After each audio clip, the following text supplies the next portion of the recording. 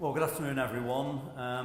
I think we've got a hard act to follow from Martin's discussions about Olympics, British Lions tours, and toilet conversations. But we'll do our very best over the course of the next half hour.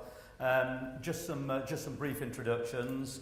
I've already been introduced. I'm the EMEA Region Managing Director for WilsonHCG, the RPO Solutions Provider. Joining me on the panel this afternoon, I have over on my left-hand side Ruwan Fernando. Ruwan heads up group people development for Just Eat, the world's leading online takeaway ordering service, I believe, Ruwan. That's right. Next to Ruwan, the rose between the thorns is Lisa Pearson, and Lisa's a founding partner of HR marketing consultancy Chatter Communications. And last but not least, sat next to me is Mirage Islam.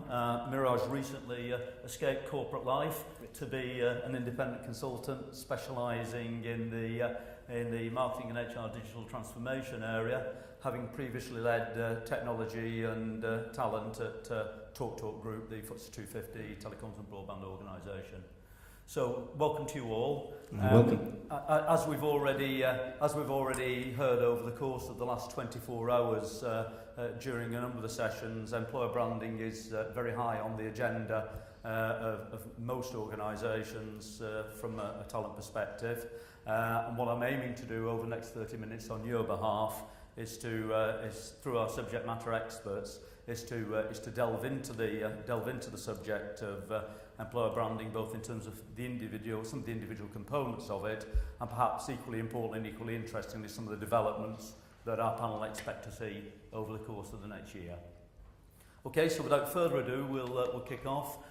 Mirage, perhaps if you'd like to kick us off, I'd be very interested initially to get your views on the part that technology's played in employer branding over the course of this year, and perhaps what changes or developments you might foresee during 2015. Okay. So if you indulge me a second, I'm just going to break into song. I'm not going to sing. But I would like to know, just from the audience, how many of you have an active Facebook account, personally? Twitter? Right, okay, that's really useful. And then, how many of you in your workplace are using those? Is anybody on Viber? WhatsApp? Okay, that's good. All right. About Snapchat? Has any employee used Snapchat? Great, thank you. So that's really useful for me to know, and also just for us to explore as well, because technology is very much an enabler. So it shouldn't, for me, it's not about the start. It's not the starting point. It's establishing who you are, what you stand for, what's the challenge. We're all chasing the best talent out there. You know, the brightest minds, the people who can change and take our organisations to the next level. But the other aspect and the most important one is, are they right for my organisation? Will they be a cultural fit? Will they actually help us work collectively? And once we've answered those questions, it's then finding the right technical solution and platform to do that. Jaguar Land Rover recently have deployed Snapchat as a way to engage with their audience. So they did a marketing campaign that ran over a period of days. Every day there was a little clue that was sent out to get the audience excited. And this is part of the graduate program, because they knew that their target audience were living in this space. You know, and so when you look at, the smartphones are prevalent. We heard yesterday how about that we need to be thinking mobile first. Well, most consumer campaigns now for organisations are mobile first. You know, most websites have to be mobile responsive, because smartphone is the primary device that people are looking at that content. So as an organisation, from a marketing perspective, if that's how we're thinking in an HR world, that's what we need to do. And technology now is developing so rapidly, it's about using the right platform for the right needs. So not that scattergun approach. I'm sure you may agree or disagree, but it's using the right platform for the right purpose, because that says a lot about who you are as an organisation. Thanks, Mirage. Great. Just to move on to the role that social media plays in employer branding, Lisa. Obviously, social media is an exceptionally powerful tool. We're just in the show of hands, and that's indicative of just the usage in an audience like this. Be very interested to get your view on how you see that evolving over 2015 in terms of the role that social media will play in employer branding. Okay, I don't have any audience participation thing going on here, so a show of hands here would be good. But I think from our perspective, and I think from most organisations' perspective, actually social media has been around for a while. People are using it, your employees are using it. I think Mirage just mentioned that, how many people are using social media in a personal sense, and how do you use it in a kind of work sense. Actually, I think sort of 3 in 4 people use social media personally, but only 1 in 4 use it within a workplace. And I think that kind of shows that actually there's a way to go. I think the other aspect from an external attraction perspective, we have lots of conversations with clients who say, I really want to use social to help enable our conversations with candidates. And that's generally in the early entry, early careers route, so graduate recruitment, where you've got that kind of generation of people who happily use social every day. However, there is a real sort of disconnect still, and I think 2015 is probably going to be the advent of where it's all going to need to change. There are organisations who desperately want to get into the social space but feel really, really uncomfortable about actually opening up their social media doors internally. But there's no need to be, because actually 70% of people have smartphones, so whether they're using their technology at lunchtime or going out outside of working offices, they're going to be on the sort of social channels, they're going to be using Twitter, they're going to be using sort of Facebook. So I think organisations need to embrace social as much as possible. On the flip side, they need to be able to resource it effectively. So actually there's no point having a social media channel that you use for either talent attraction or even internal engagement if you're not feeding, watering it, looking after it and making sure you're using it effectively as a business. So I think it's only going to grow, but I think there is a real drive for organisations to think about not only using it as an attraction perspective, but also thinking about how they take the handcuffs off their people in using it as a powerful tool. I think Bill Bowman was here earlier, I don't know if he's here. I think Bill was saying that social media policies should only be 4 words, and that should be a grown-up, and that's how your people should be, to looking at it from an internal perspective as well. Good, thanks Lisa. Just moving on to you, Ruwan. It's often hard. I spend a lot of time talking to talent acquisition directors and TA managers, and it's quite often difficult to talk about the ROI of social media or indeed branding. Be very interested to get your views on how you see that perhaps developing from the point of view of now, as we move into this world of more sophisticated data and analytics, what impact that might have on actually measuring some of these things. Sure. So Joe's going to slightly hate me for this, because I think that it's not quite the right question. Right. So I think one of the things that's really interesting, and it kind of backs up what I think Lisa was saying, is that it feels within the HR space that we're still in that place at the moment where we're almost having to justify using tools to talk to people in a way that we wouldn't be having conversations about demonstrating the ROI on telephone conversations or meeting people face to face and talking to them. Those are kind of given things, and these are channels now through which people are communicating with one another, and it's slightly. So I think there's an element of justification that we don't have to go through. If you're working with a digital marketing team, for example, they're not having conversations about using social media. They're having conversations about the effectiveness of the specific campaigns they put in place to target the audiences that they're targeting, and that feels like a much more interesting, I think, avenue to explore. And I think that, kind of what falls out of that is we sometimes get the question around the wrong way, and I think we're not so good at thinking about where we're trying to have an effect and an impact. So there's a big question about what it's the measurement question comes first, I think. What is it that we are actually trying to measure? What are we trying to deliver? And then we work back from that to think about the best channels. Mirage, we think about the best channels that allow you to have those conversations. So is it, are there questions about, kind of unprompted brand awareness from an employer brand perspective? Is it about just knowing who you are and what you stand for? Is it about talent attraction? Is it about employee engagement within the business? And wherever you start, I think you're going to end up with a different set of questions and a different set of inputs that are going to help you define kind of how you measure those things. I think as well there's something about it's not a linear relationship as far as social media goes. So the conversations that you're having with the audiences that you want to through social media, they're one element of the kind of marketing mix that we're using to talk to people, and there's a whole different other range of things. I think if you talk to experienced marketers, they would probably argue that actually you have to take those campaigns as a whole, and you're making decisions about the effectiveness of that joined up campaign rather than about the individual elements of it. So I don't know whether kind of Mirage and I'd agree. It's very much around knowing your audience. Who are they? Where do they live? Where do they spend their time? And once you've established what that is then using the appropriate channels to do that.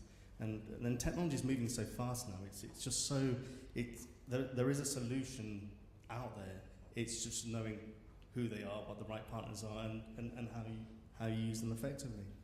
I think it's also about, there's also a really important thing about taking a more collaborative approach across the business as a whole. And certainly I think I've been in organisations where the relationship between a marketing function who really understands this space very, very well and an HR function is quite siloed. And there's something about how do we actually work much, much more closely together to really understand the impact those channels and that kind of communication can have, and learn lessons from one another. And I guess as an example of that, we've been going through a kind of rebranding process, a commercial kind of rebranding process within Just Eat over the last 6 to 9 months, and that's actually been a kind of completely inside out, to use the kind of marketing term. Kind of bottom up brand refresh. It's been really about understanding what the organisation is like now and thinking about how we translate that in terms of how we talk to our customers and our audiences. And the consequence of that is actually a load of the work that you might traditionally see as being a kind of within an HR sphere within the organisation around engagement with that brand is happening through our kind of branding team, working really, really closely with the rest of the business.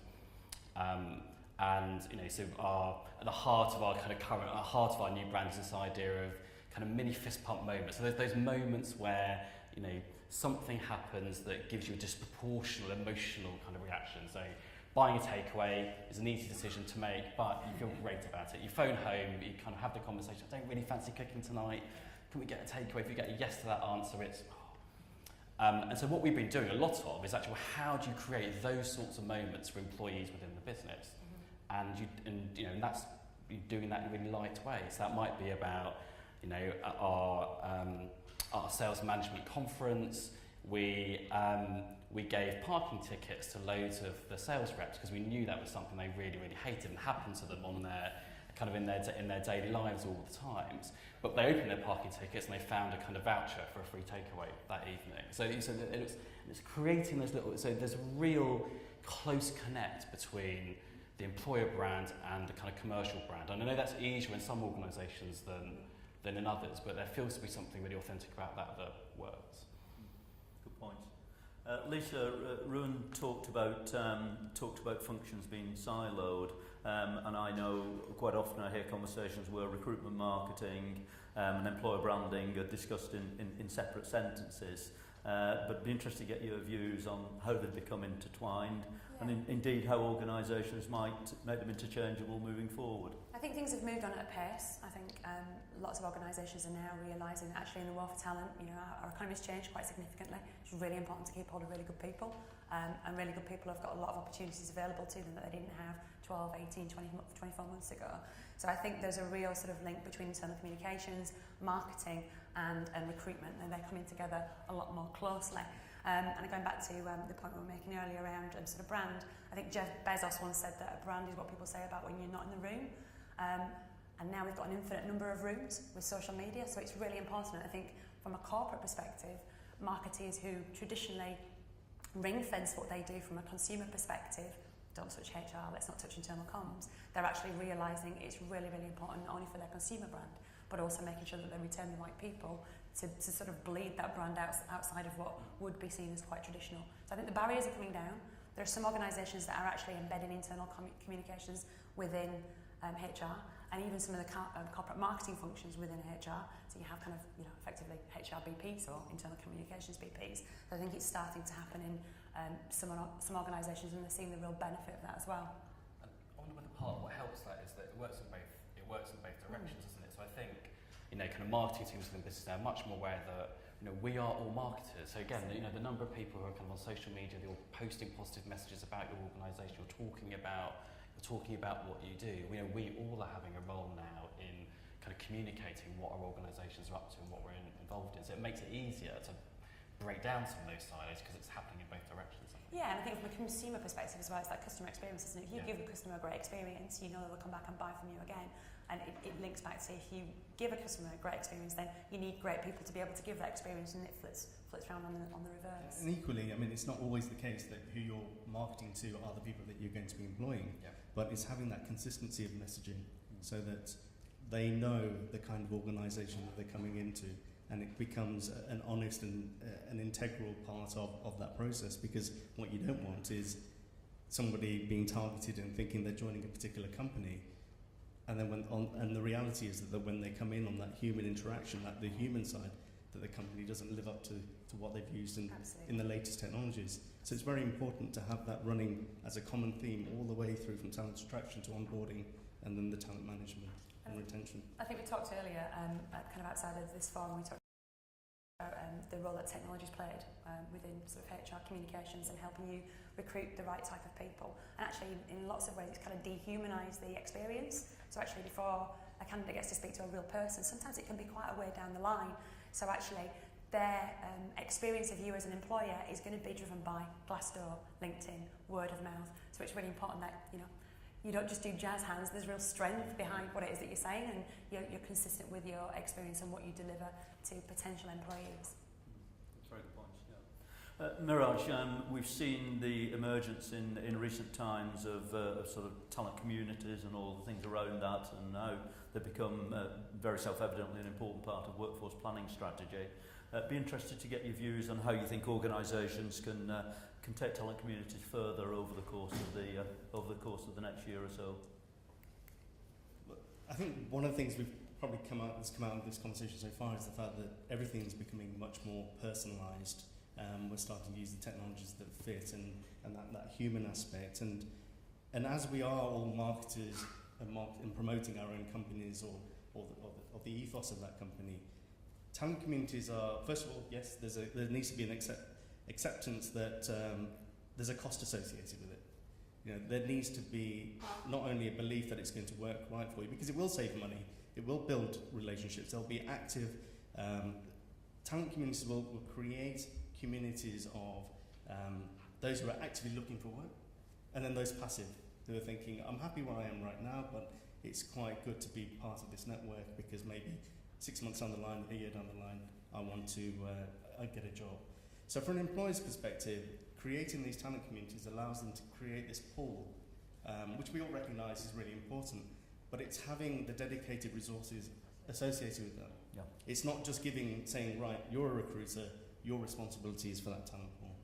If we want to, as individuals or organisations, share what we're about in terms of our culture and our ethos of the company, and transparency is really, really important, is getting some of those hiring managers involved, getting people from all over the company, CEOs. We had a conversation yesterday where the CEO of BT was sharing stories of their career, and not necessarily the great moments, it's where things went wrong. And so that human aspect can translate into the technical environment, and that's really important because that's where you start to bring relationships into reality, because there's the empathy. If you can create an emotional connection online, and talent communities will allow that only through authentic conversations. So let's not just make it the recruiter's job to go and find someone. Let's build relationships, develop them, and what you end up with is a talent pipeline for those who are seeking work right now. And then in terms of the talent strategy, that pool becomes big, because if you can, and I'm sure you guys have seen this and many of you will have, is that if you can give them advice and help, and I've seen this throughout my career, that for people to become better, so learn and develop and learn new skills. They don't necessarily come to you day one, but further on, they've got such a an association with your brand or as an employer that they think very highly of you, and that reputation then exceeds the social boundaries. And then Glassdoor, yes, is one, but then other social networks, and that party moment when you're having that conversation is a really And is there a further part that technology can play in the months ahead as far as talent communities are concerned, would you say? Definitely, and I think it's integrating them. So it's not just saying, right, I've got a talent community. It's joining up all the dots. So in terms of that marketing strategy for people, you know, it's applying the marketing principles, who, what, why, how, and then using social media as a way to bolster that or support it. Use Twitter as a way to, if somebody makes a really positive comment in the talent community, tweet it. Yeah. Put it on your Facebook page. Yeah. Share it on LinkedIn. You know, it's all about how people, employers and hiring managers then share it on their own LinkedIn profiles. So it's just, yes, you have the heart of it, which is the talent community, but using all the different other channels as a way to support it and build it. Yeah, taking the lead, I think, from traditional marketing. You know, CRM has long been around, and I'm a real lover of loaf.com and John Lewis, and they do fantastic communications to a customer. And I think if, from a talent perspective, if more organisations worked in that vein, I think they'd create a far better sort of brand alliance and kind of reputation with potential candidates. But doing it sporadically, which often happens, the idea's there, and it dies a bit of a death, and you have a change in personnel internally that it doesn't necessarily... And that impacts the employer brand. That has a massive impact in terms of how you're viewed externally. So it's that consistency. There's something else in there around kind of really understanding what community actually is. And so Mirage's point about, you know, technology is not the solution, it's the thing that enables it, I think is really key. And I think there are real lessons that we can learn. I think the mistake that lots of, again, not to overdo the kind of marketing and sales analogy, I think you know, the mistake lots of organisations make around talent communities is that there's a very, very transactional relationship. So if you go out and you buy a list of warm leads and you're sending them information about what you do because you're trying to kind of nurture that business, that is not building a community. You know, that's just not what that is. And I think there are real lessons that, you know, we can all learn from online communities and how those are managed. What the community managers are doing within the digital and tech teams within your businesses, because they've got a really sophisticated understanding of how you nurture and build communities in a way that, you know, deliver all the things that Mirage and Lisa have been talking about, I think. And Ruwan, just moving away from technology for a moment, your role is about people development, so I'd be interested to get your views on what internal training programs you think organisations can implement in order to ensure a consistent employer brand across the full life cycle.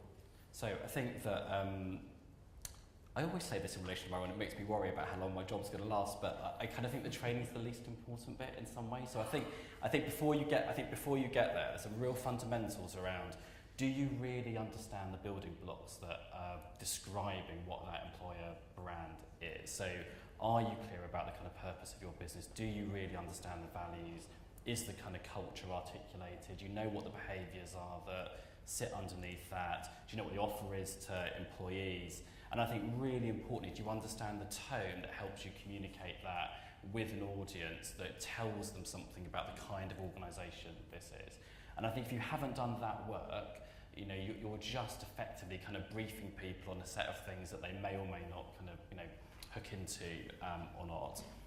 And then I think there's something about really, really embedding that understanding in kind of every step of that employee life cycle. So, you know, whether it's what your kind of presence online looks like from an attraction perspective, whether it's, you know, making sure that your kind of job descriptions kind of reflect those values, whether it's the selection mechanisms that you have in place, you know, how you structure your development, how you do reviews, what the recognition and reward package. I think there's a whole, you know, you want it to touch all of those elements of that life cycle. And then I think, you know, I think there are two really important things that we've done from a development point of view that have a huge impact. So a lot of brand incubation work. So that's working with teams across the whole business, not just hiring managers, not just managers, and helping them really, really understand, you know, why the brand is what it is, how we've got there, and what can they do to really bring it to life within the business, and giving people that autonomy and that control to be able to do that in interesting and novel ways that aren't too centralised and aren't too controlled. And then I think there's a layer of training which really is about, I guess in my experience, it's about how you position that development so that the message you're communicating is how delivering all this makes it easier for managers. You know, how do you make managers' lives easier? And I think, you know, when we were at Talk, that was the big challenge. Was actually we were trying to put all this employer brand stuff in place. The anxiety was it was going to create a whole layer of stuff for managers to do that, you know, that they already had stretched roles as it were. But really, it was actually about helping them do the things they already do better, and giving them toolkits and resources that allow them to join the dots between all those bits of the employee life cycle and their role in relation to it. I think the other thing as well is it's also about authenticity. Yeah. So actually, most organisations are on a journey, so where you're embarking on these kind of deep dive internally to try and understand who you are and how you communicate that to your people and externally. You're not going to have everything nailed. Yes. Yeah. You know, and actually for candidates, the truth will out.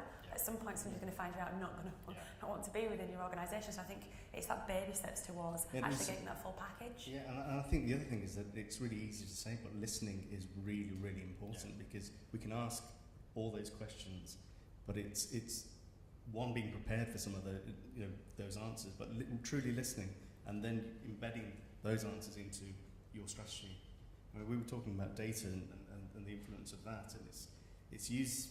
You've got the cohort there, and it's just engaging with them to get that right, the information, and use it effectively. Lisa, companies have to constantly update and refresh their employer brand in order to stay in front of the target markets that they're after. What steps do you think they can take in order to ensure that their brand is constantly, their employer brand is constantly out there? Well, I think the development of an employer brand is quite a big process. And for large organisations, speaking to Andy earlier, it's a very complex process and can take a long time to get off the ground. But I think it's iterative. As a business grows and changes, people change, and you need to be able to flex and change accordingly. An employer brand isn't a one-size-fits-all. It needs to be able to dial up the volume and dial it down depending on who you're talking to. So it has have that level of flexibility to be able to move with you as an organisation. But I think there are lots of things that businesses do. So going back to sort of appraisals, trying to understand what your people think about what you do as an organisation and how your leaders feel about you as a business. There's lots of stuff that happens around employee surveys and opinions and pulse surveys that all should be fed back into the employer brand. So you can't just stop, you have to move forward. And the recruitment marketing and the social media is just one manifestation of the brand. And everything's different, lots of channels, lots of different messages, and what's right for an engineer will be different for a finance person, different for a marketeer. You have to think about what is going to be specific to that individual, which is about the employee value proposition, which will change as your business changes. So move. Absolutely. And following on from that, Mirage, companies want to get a consistent employer brand globally, but how do you feel within that they can reflect specific geography needs in particular regions where they may be hiring? Yeah, that's a really good question, because I think what is consistent is that whether it's global or local, honesty, integrity and transparency is key, because you can't claim something if it's not true, and once they're in, the social channels are out there for people to say, well, actually this isn't true, I've joined this company, it doesn't actually believe what's on the tin isn't actually the reality on the inside. So having that integrity and honest conversation is really important, and that messaging is then coming back to those channels and using those channels effectively. So if Twitter is almost, when websites first came out, people thought only forward-thinking companies had them. It then became every company must have them. Twitter is just a standard part of communicating now, and it's one of those channels that we need to use effectively to get that message out. That consistency of employer brand, and it's a difficult process, because for a startup it's sometimes easier, because they'll pivot and they'll change, and they can do that very dynamically. For a well-established, large blue-chip organisation, or FTSE 250 even, it becomes a bigger task, and so getting that tone of voice is really important. really asking those deep questions and asking what is it we stand for, because that tone of voice will be amplified across all the channels, across all the platforms, and your people will live and breathe that tone of voice. And so it's not just a strap line or a sales patter. It's how we live and breathe that particular story. I think the other thing is really important to mention as well is that for global businesses, in-country experience and in-country differences are really significant. So, you need to think about what the lowest common denominator is and how that then can translate. So what's right for the US audience is completely different to the UK audience, hugely different to the European audience, and within Europe itself, there's so many different sorts of changes. So going to the local geography, then you kind of think about, okay, well, where is that talent? Where are they living? Where are they spending their time online? Are there specific groups? Are there specific forums? How do they communicate with one another? If it's a specific technical resource that you need or skill, it's identifying where that place is, because it might not be that you just put it on LinkedIn because they're not bothered about LinkedIn. They're more interested in the latest hacking of the latest game, and that's deep down in the ether. Absolutely. I'm going to have to draw a line to it there. I'm mindful we've got an afternoon's agenda to stick to. It's a topic clearly that we could all talk about for many hours. I just want to say no more than a big thank you to Lisa, Ruwan and Mirage for joining us for this afternoon session. I hope you found it insightful in terms of giving you some views and perspectives on both where employer branding is now and where it might develop over the course of next year. And I'm sure the three of them over a bite to eat or even better a beer later in the day will be very happy to talk to you about the subject. Thanks for your time.